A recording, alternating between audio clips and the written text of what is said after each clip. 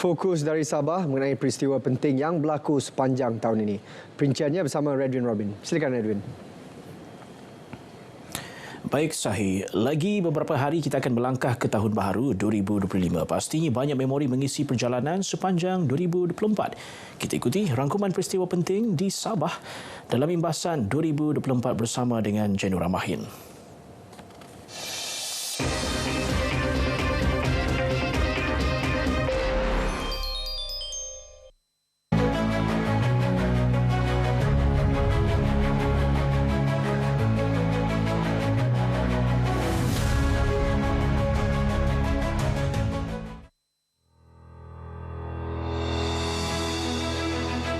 Kuasa pengawal seliaan pembekalan elektrik di Sabah beralih tangan daripada Suruhanjaya Tenaga kepada Suruhanjaya Tenaga Sabah IKOS mulai Januari lalu. Ia membolehkan Sabah mengambil alih kuasa kawal selia ke atas bekalan elektrik dan tenaga balai baharu daripada Kerajaan Persekutuan dalam tempoh 7 tahun. Kita buat rancangan telah agak lama. Kita dah berkongsi dari segi maklumat, dari segi infrastruktur, dari segi latihan kepada pihak IKOS untuk memastikan semuanya berjalan dengan lancar. Sebab kita tahu industri tenaga adalah sangat penting, terutama pada kerajaan negeri Sabah. Sabah turut melakar sejarah tersendiri apabila kerajaan negeri mewartakan pengisytiharan Hari Sabah yang akan diraih setiap 31 Ogos. Buat julung kalinya, sambutan Hari Sabah diraikan secara rasmi di Padang Merdeka Kota Kinabalu 31 Ogos lalu, dihadiri kira-kira 10,000 pengunjung. Saya agar sejarah Hari Sabah dan Hari Malaysia ini akan dimasukkan di dalam silibus ataupun sukatan pelajaran di sekolah-sekolah dan institusi pendidikan tinggi di Malaysia. Sebagai rakyat Sabah rasa satu penghargaan yang cukup baik. Sebab kita sendiri tahu sekian lama kita belum ada lagi hari di mana kita dapat meraihkan dan juga memertabatkan orang kata negeri kita sendiri. 4,482 rumah mesra Sabah Maju Jaya SMJ telah dibina dan diserahkan kepada penerima setakat Oktober. Tahun ini setiap kawasan DUN memperoleh 20 unit kediaman. Tahun depan pula ia ditambah menjadi 40 buah rumah di setiap 73 kawasan DUN bagi memberi peluang kepada lebih ramai penduduk miskin memiliki kediaman sendiri.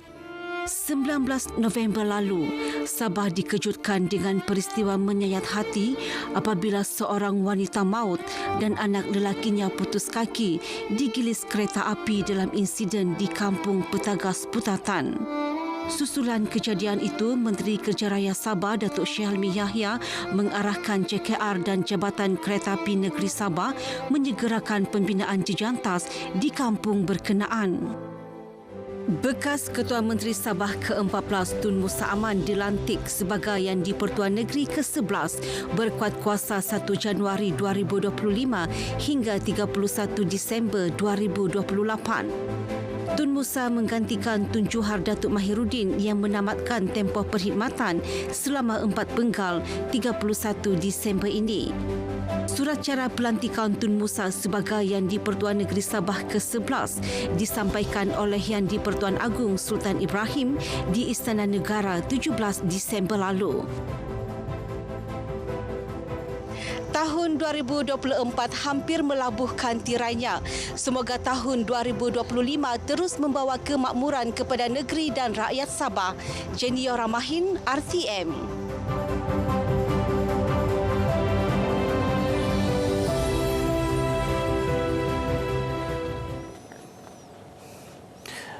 Universiti Teknologi Mara UiTM Sabah mengorak langkah dalam merealisasikan visi mempersiap pelajar dengan pelbagai kemahiran industri.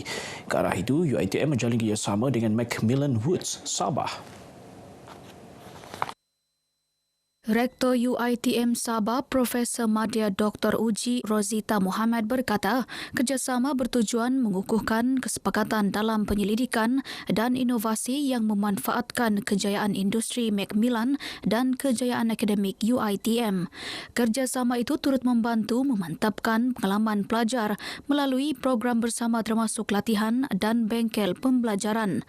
Profesor Dr. Rozita berucap sempena majlis menandatangani surat hasrat LOI antara UiTM Sabah dan Macmillan Wood Sabah di kampus UiTM Sabah di Sepanggar. Kerjasama ini juga sejajar misi menjadikan UiTM sebagai antara universiti terkenal menjelang 2025. RM15,000 disumbangkan untuk pembinaan Surau At-Taqwa Kampung Sri Gading Brunei Membakut. Sumbangan disampaikan Menteri Sains, Teknologi dan Inovasi Sabah, Datuk Muhammad Arifin Muhammad Arif yang juga ahli Dewan Undangan Negeri Adun Membakut.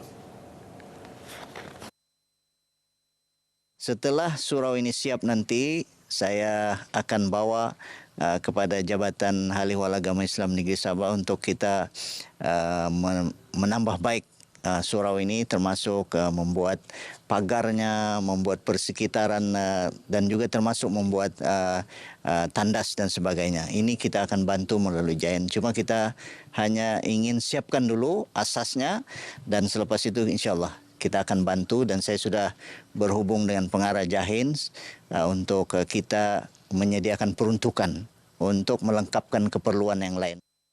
Beliau berkata demikian ketika ditemui RTM di Membakut. Beliau turut memuji usaha Jawatan Kuasa Surau At-Taqwa yang melaksanakan pembinaan tersebut secara bergotong royong. Usaha pihak sekolah Henry Gurney SHG Keningau yang memberi peluang kedua kepada prospek perlu dimanfaat sebaik mungkin. Ia bertujuan membolehkan prospek berubah menjadi insan yang berkudah. Kepada seluruh prospek yang terlibat dalam pelepasan ini agar terus berusaha berubah ya, untuk meneruskan kehidupan kelak.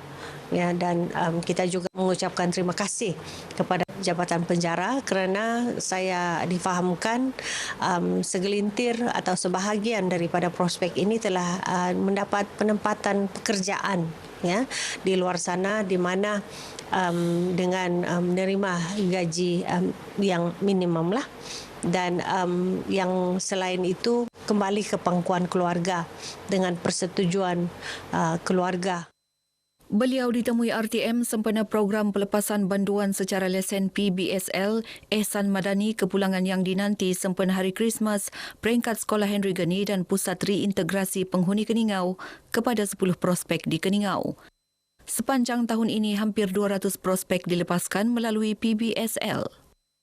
Di Sekolah Negeri Keningau ini, kita telah melaksanakan program pemulihan dalam komuniti. Melalui modul pertanian, kita berikan latihan kemahiran kepada semua prospek dalam bidang pertanian dengan harapan kita mengubah cara berfikir mereka daripada criminal mind, pemikiran jenayah, kepada business mind, pemikiran sebagai seorang usahawan yang insya-Allah satu hari nanti apabila dibebaskan mereka boleh mengusahakan tanaman sendiri dan menjadi business owner insya-Allah.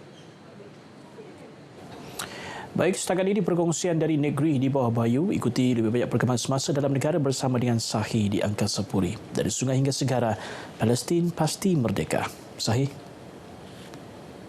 Baik, Redwin, terima kasih.